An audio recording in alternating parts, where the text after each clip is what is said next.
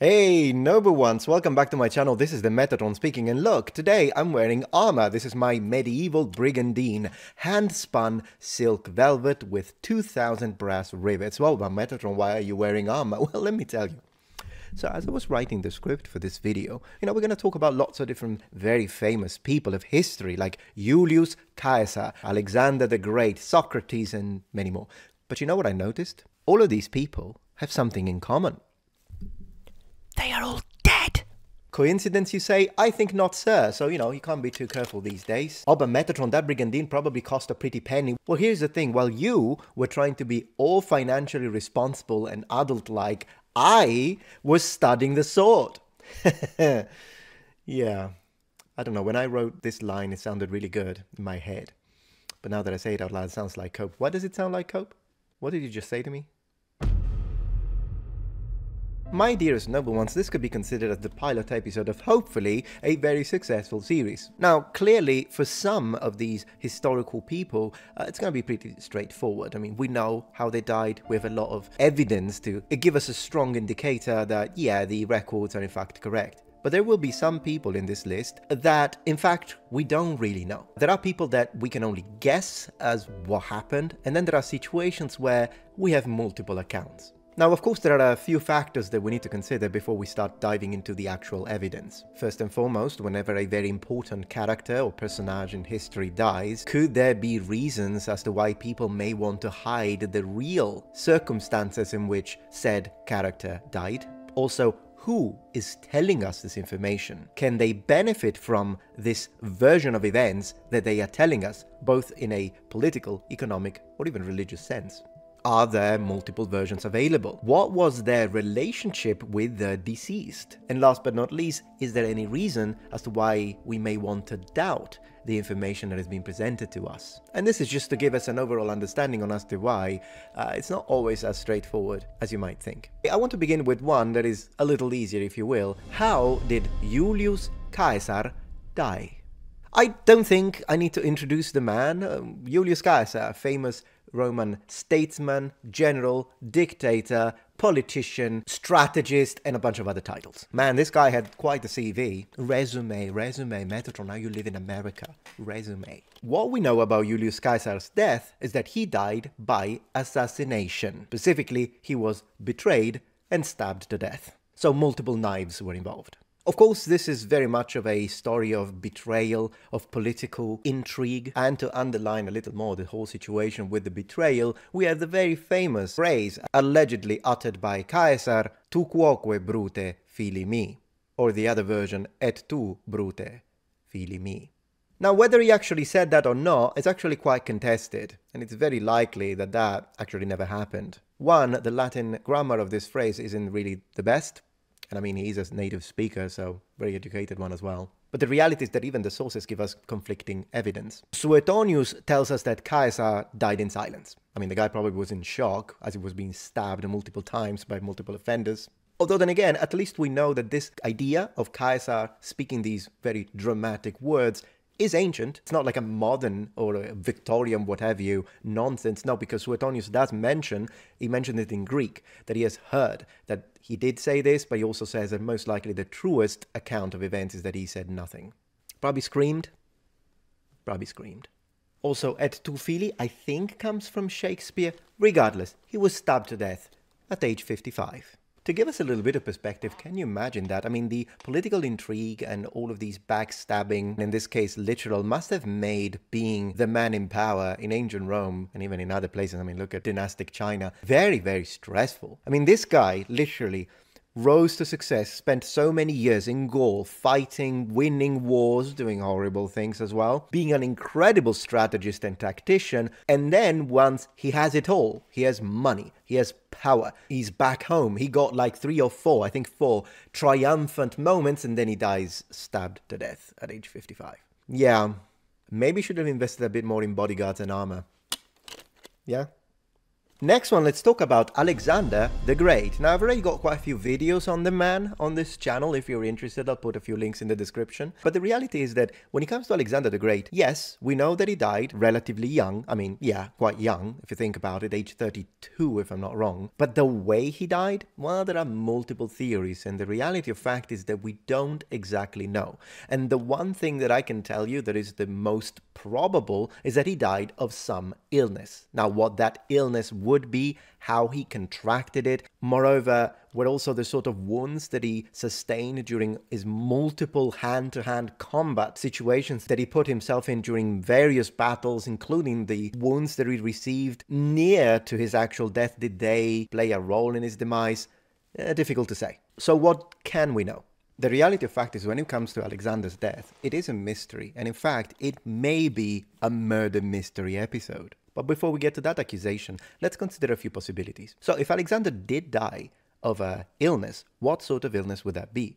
Well, possibly either malaria, pneumonia, maybe typhoid. No one really knows. But we do have to take into consideration that even though Alexander was an extremely successful commander and one that would fight, some of the wounds that he had received during these battles were actually very serious. For instance, in India, during one of his campaigns, an arrow would puncture his lung. Who knows what sort of infections may have weakened his body, not to mention the fact that after the death of his closest friend, Hephaestion, well, he became kind of an alcoholic, if you really want to put it that way, which may have contributed to the fact that perhaps then with a weaker immune system, maybe lack of sleep, maybe not a great nutrition at that point, perhaps some form of depression, who knows, but all of this may have contributed to catching some sort of illness that ended up killing him. That, of course, is one of the possibilities, but there is another one. Again, take this one with a pinch of salt, but some people say that he hadn't died at all, that he entered a sort of paralysis, like one of those catatonic states, but that the ancients didn't really recognize that and they thought that he was actually dead and they buried him alive. But then again, I mean, I don't even want to think about that, and really, it's very speculative. We have no idea if that actually happened. But I do want to talk about the possibility that this was in fact murder. Alexander was really loved and almost treated like a god, if not exactly like a living god, by many of his subjects. He was extremely successful, very powerful, very wealthy, and by reading the accounts of the Roman writer Quintus Curtius Rufus, the moment he died at his palace of Nebuchadnezzar in Babylon, the entire city went into mourning. So he was a loved leader. Who would have wanted to kill him? Well, here's the thing. Whenever you have someone with so much concentrated power and wealth, yeah, there will be people close to you in the upper echelon of command that might end up craving it. Jealousy is always a possibility, or envy, if you will. Now, some of his generals absolutely adored him, but some didn't like him that much, which is why there is a theory that he may have been, in fact, poisoned. But how can we say that if no one is really mentioning it? Well, there is one thing that can at least give some fuel to this hypothesis. What happened to Alexander's wife, kid, and mother after his demise? His entire bloodline was killed off. And guess what? Olympia was murdered, his wife was killed, and yes, even his 13-year-old son was once again poisoned. So, was he poisoned too?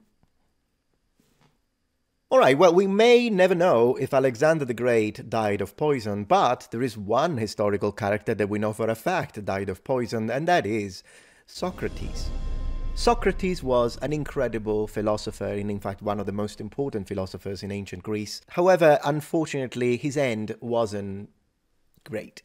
If you've never read the accounts and you're not familiar with how Socrates died and you hear me mention poison, then I know what you're imagining. You're thinking, oh gosh, someone really didn't like him. Maybe he said something that someone else hated. I mean, at the end of the day, the guy was like philosophy all the time, writing this and that. So maybe he pissed someone off. Maybe people thought that his words were dangerous, and at the end of the day, you know, they poisoned a drink or poisoned his food. But no, he was made or forced to take poison. So the reality is that it was a kind of a little more sophisticated way of execution. Now, in academia, believe it or not, because of course people have to try and push all sorts of stuff, some papers actually try to debate this in the sense that they say, no, it's not exactly an execution, it was more like he actually wanted to off himself. I'm not gonna dive into this. I had even prepared a couple of papers, but I decided I don't really want to read it because, you know, the topic of offing oneself can be very delicate. And I don't think I'm in a situation, apart from providing a disclaimer, I guess, I don't really feel equipped to be able to discuss this with a clear mind, considering the sort of reach that the platform has. So I'm not gonna read that, but I'll just tell you this. To me, it's nonsense. I really don't think he wanted to, regardless of what he said. You know, what a philosopher says, what an ancient Greek master of wordcraft would say before his demise during such a tragic situation, even though he's discussing about the afterlife and all that, may have been a way to make it easier for himself, to maybe focus on something that could make him feel a little better, or perhaps that he just wanted people to remember him in a certain way, and we absolutely did. So it worked when it comes to that. But I don't think that that was something he would have done at all, and I think that this was absolutely a form of execution. Now, we talked about Alexander the Great, which of course was a great conqueror. Let's talk about another one, Genghis Khan. If you have never read The Way Genghis Khan Died, I'm gonna actually ask you to guess. Take a guess. How do you think he died? Just write it in the comment, pause the video, write a comment, my guess is boom, and just put a guess, see how close you get to what actually happened. As you may imagine, Genghis Khan's death has several possible accounts, and of course all sorts of legends have derived from it, because at the end of the day, he was an extremely politically influential figure, and so you can imagine that the state, the dynasty, had reasons as to why certain stories will be preferable over others. What we know is that his death would have happened sometime in the winter of 1226-1227. And this occurred during one of his military campaigns. I mean, of course, that's pretty much all the guy did. So, I mean, what were the chances? But jokes aside, he was specifically fighting the Xia civilization, and they were in the process of a siege. The one version that is usually the first one you will encounter is that he fell from his horse during hunting. Yeah, I know, for a conqueror like that, it sounds a little meh, doesn't it? I mean, you were probably expecting like, oh, he probably fought during a battle and got wounded, but no, if this is true, yeah, he fell from a horse during a hunt and never recovered. Marco Polo, the Italian explorer, traveler and whatnot, Marco Polo does give us kind of a different account, if you will. He's the one that tells us that no, Genghis Khan was actually hit by an arrow during a siege. That would be more epic, I suppose. Carpini, however, another Italian historian and Catholic bishop, tells us no, he was struck by lightning. Struck by lightning. Well, I can see why the Catholic Church would want you to believe that. Basically, they would automatically tell you, yeah, he was God that struck him dead because, you know, the Mongols bad. So I don't know if I want to believe that one necessarily, since there is a possible propaganda reason to that. But could you imagine if that were the case? Guy got struck by lightning? That would be insane. It's my favorite. I'll give you that one. So far, that's my favorite. And then, of course, there is another possibility, which is what we find in the history of the Yuan, and that is that he got ill. What illness, you say? Could be bubonic plague, could be, once again, malaria, similarly to Alexander the Great. We don't really know. But what we do know is that the Mongols absolutely kept it a secret. They didn't tell, of course, they made sure it was really closely guarded. And the reason why they did that is because they didn't want the civilization that they were fighting to be like, oh, rejoice, Genghis Khan is dead. And so kind of that would make them a lot more resilient, resolute, if you will, for their defenses. And so they don't tell them. And then after a month, the Mongolians win the siege. And gosh, they go down hard on the people, unfortunately. It was a massacre. If you're enjoying this video so far, please take a moment to check out my Patreon page. With as little as a $5 support, you can help us ensure that we can continue to produce high quality and high researched content. And at the same time, you get access to polls, extra videos, unlisted streams, and much more. Thank you so much. Now, you know that on this channel I'm a little bit obsessed with history, so of course I couldn't just not put Herodotus on this list. How did one of the Greek fathers of history, and definitely an extremely influential historian when it comes to the way history was recorded, how did he die? Well, believe it or not, the guy created almost history the way we consider it, spent so many years of his life writing down details about historical events. Well, guess what? People didn't have the decency to write down when the guy was born exactly and when he died exactly. So we don't really have precise dates. There are approximations, but yeah, so that happened. But how did he die? Well, when it comes to where he died, there are a couple of possibilities. Some say that he died in one of the Greek southern Italian colonies called Turi in modern-day Calabria. Others say, no, probably he died in Pella, Macedon, but then again, there are also people that think he died in Athens. Suffice to say that in the sense that he had then traveled back to Athens, but the most accredited version is that he died of the Athenian plague or some other form of illness. Man, what is it with people dying with illnesses? I gotta be more careful with this. I'm gonna go get some vitamin C after I'm done with this, with magnesium maybe. Now, if it's true that it was the plague of Athens that killed him, then that would be an outbreak of infectious disease that occurred during the Peloponnesian War. And it is assumed to have offed as many as 300,000 people, estimated. Now, do we know what exact type of bacillus we are dealing with? Because of course we do know when it comes to the Black Death that occurred in the medieval period, and in that case it would be the Yersinia pestis bacterium, a Coccobacillus specifically. But what about this one? Well, we unfortunately don't know for sure, but there are some molecular investigations that were published specifically in 2006 and further dates, which pointed to the possibility that this was a form of typhus. Alright, noble ones, but I hope that you enjoyed this pilot episode. I didn't put too many people because I don't even know if you're interested anyway. I found it fascinating, but then again, of course I did. I made it. But if you are interested, today I mostly focused in ancient history and a little bit of medieval, if you will, with Genghis Khan. I could make an entire video dedicated to just medieval people, and specifically kings and whatnot.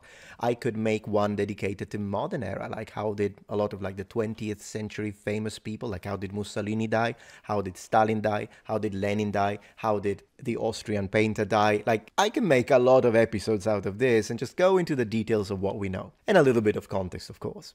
If you are interested and you want that to see happen, then please help me reach at least 50,000 views with this video. So share it, comment, show it to your cat, show it to your dog, your friend, your enemy, just send it everywhere. Thank you, and of course, give us a like, couple of comments, and let's see if this happens. And hopefully, the algorithm, for once, will be pushing out what is otherwise a little bit of a vanilla video of mine. But thank you very much, of course, for your support. Stay healthy, take those vitamins, eat well, don't smoke, no heavy drinking, and don't drink and drive. Thank you very much for watching. See you tomorrow. And remember, the Metatron has spread his wings.